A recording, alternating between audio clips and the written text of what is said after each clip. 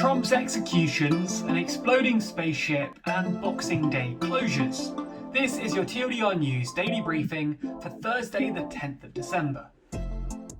In the first story today, we discuss the tricky subject of federal executions in the United States. President Trump has been branded, and on some occasions branded himself, a law and order president. And while this has been clear through some of his policies, it's no clearer than in his approach to executions.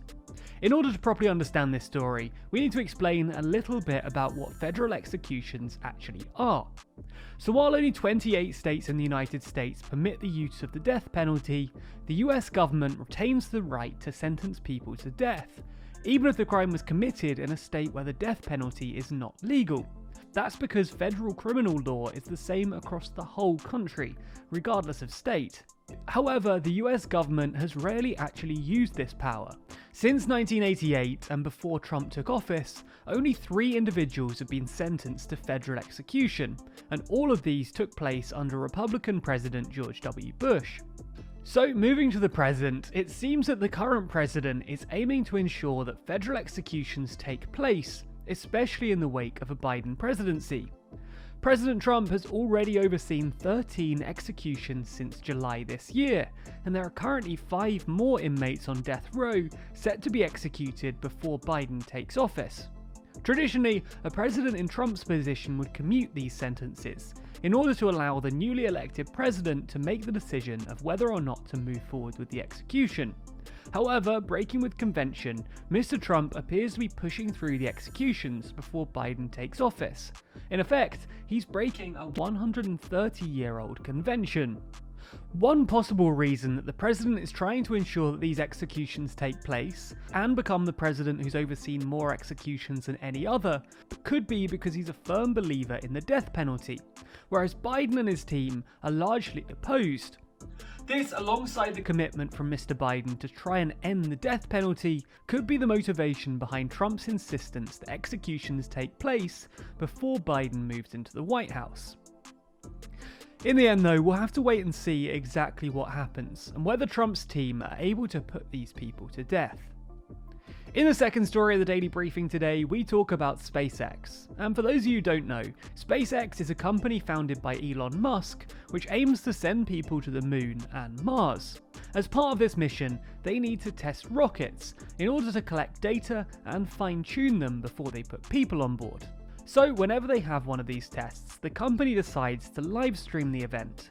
And that's exactly what happened last night with their Starship prototype.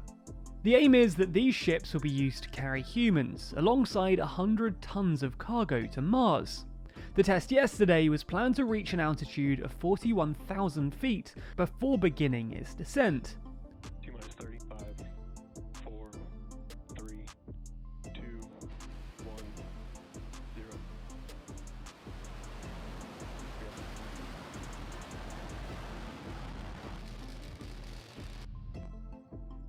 It's currently unclear whether it actually reached this target altitude. However, it was clear that the descent was pretty spectacular, and not in a good way. The rocket crash-landed, exploding on impact. Luckily, there was no one inside, so no one was hurt by the explosion. I know that everyone watching this video wants to see the explosion, so let's take a look at that.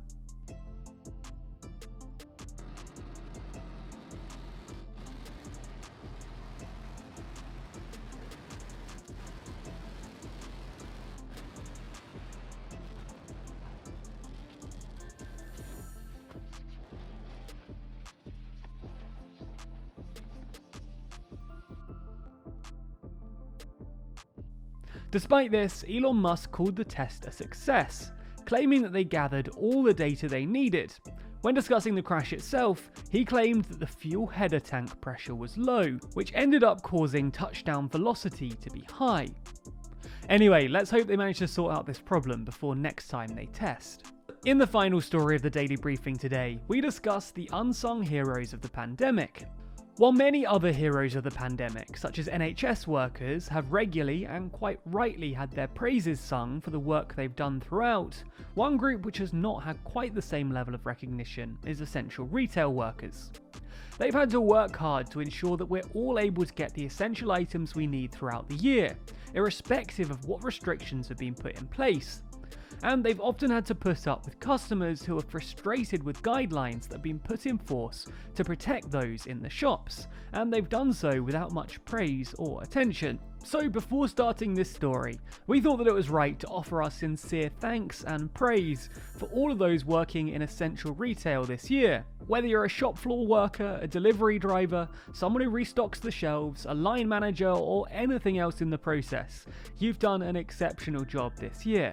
Okay, so while thanks is good, it isn't as good as something tangible, like extra days off or extra pay. And while we at TLDR News are not actually able to offer anything more than our thanks, those in charge of supermarkets are.